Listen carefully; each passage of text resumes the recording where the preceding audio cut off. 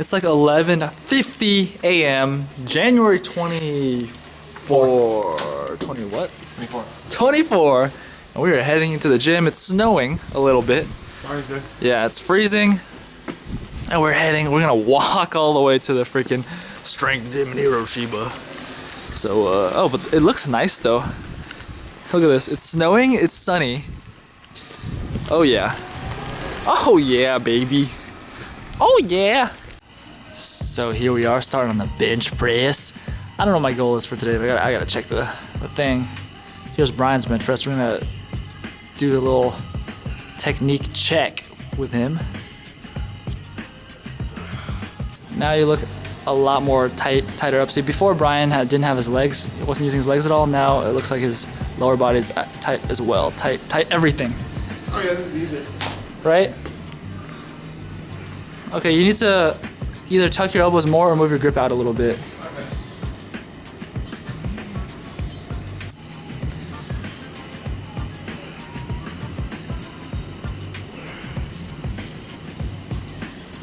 Okay.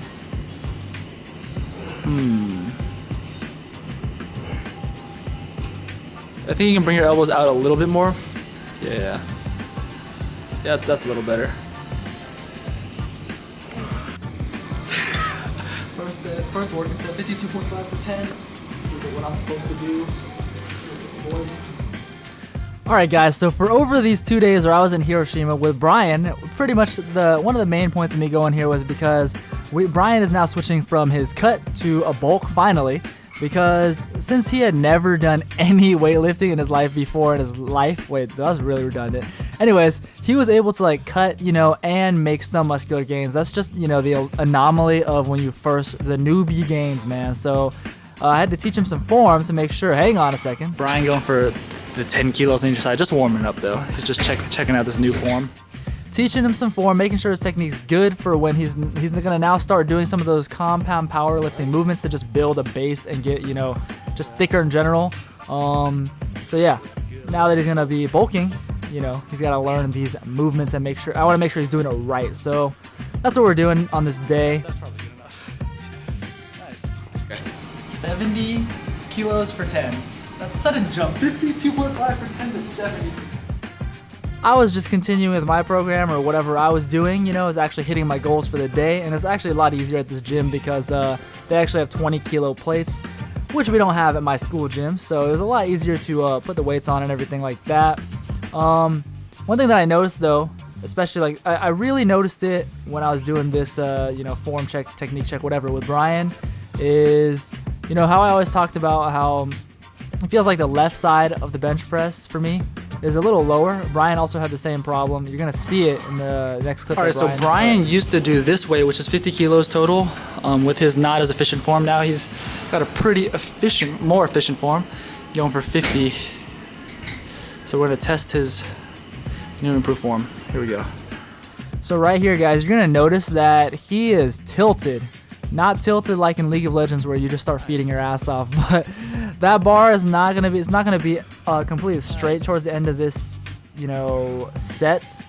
Yeah, look at it starting to get weird. And the reason is because look at his hand positioning. How'd that feel? Definitely easier than before. Nice. Yeah, I can do 15. Nice. Check out this new Gymshark shirt. This fits way better than the old version. Alright. So if you saw it in the last clip, I'm not sure if you could see it in the last clip, but if you look at the hand positioning that Brian had, his right hand was straight, it was like good positioning, straight up and down, or generally straight up and down.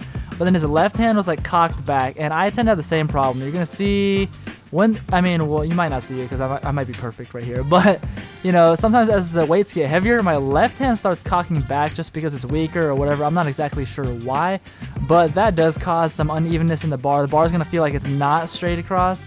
So I've really been working on trying to keep both my hands, even angle. Check this out, guys. As my chest gets more and more pumped up, my nipples get puffier and puffier. Damn it. 8 kilos for a set of 6 last set. Here we go. I gotta laugh at myself for that. I mean, it's true. I'm not gonna deny it, and I don't have any shame in it. I mean, it kind of sucks that I have that, but you know, I mean, maybe one day I'll do something or whatever to try to take care of that, you know, little gyno problem. But for now, it is what it is. Recording. Alright, so as you saw, I got 3 reps and then the camera died, so I just stopped and I'm gonna redo it because why not? That's an extra 3 reps, my chest will be bigger. Yeah, so the camera died. Decided to redo the set because, you know, like I said, why not? I didn't feel like I was gassed or anything. This felt pretty simple actually on this day. So let's take a look at this hand positioning and see if I get it right, if I get it well. So look, as I start, the hand positioning is fine. There it is. Both hands are pretty much pointed up. Neither hands are like, you know, cocked back too much. But let's see here. Still looks pretty good. All right. Okay, and the left hand is starting to fall a little bit back. And you're gonna see when I rack the weight, look, the left side always hits first, because at the end of the rep, at the end of the set, my left hand is cocked back, so that causes a little unevenness in the bar, and then I kind of have to, like, you know, fix it with just my chest or whatever. So something to work on, something I've been working on now. Just trying to keep both hands even level. And you guys should, if you have an uneven bar, you know, it might not be like one side's weaker. It might just be, well, maybe that's why your wrist is cocked back. But it might be your hands are not cocked back even. So that's it. That's it and that's all. Brian has done it, guys. He called in, first timer, long time listener, first time caller. And he called Chicago pizza. And that's what we're eating while watching The Big Lebowski. Brian recommended it to me and said I gotta see this. And yeah, I haven't seen any classics apparently, so you know. He said Ehrlich from Silicon Valley. If you guys know what that is, my brother introduced that show to me. That was really funny. He said Ehrlich looks a lot like The Big Lebowski. After the first scene, I would have to agree. Not close up, but you know, from afar. So we're watching this, eating some Chicago pizza, and then after that, it's back to the Big O. Okayama, that is. Oh my god, I got a 4-type pizza once again.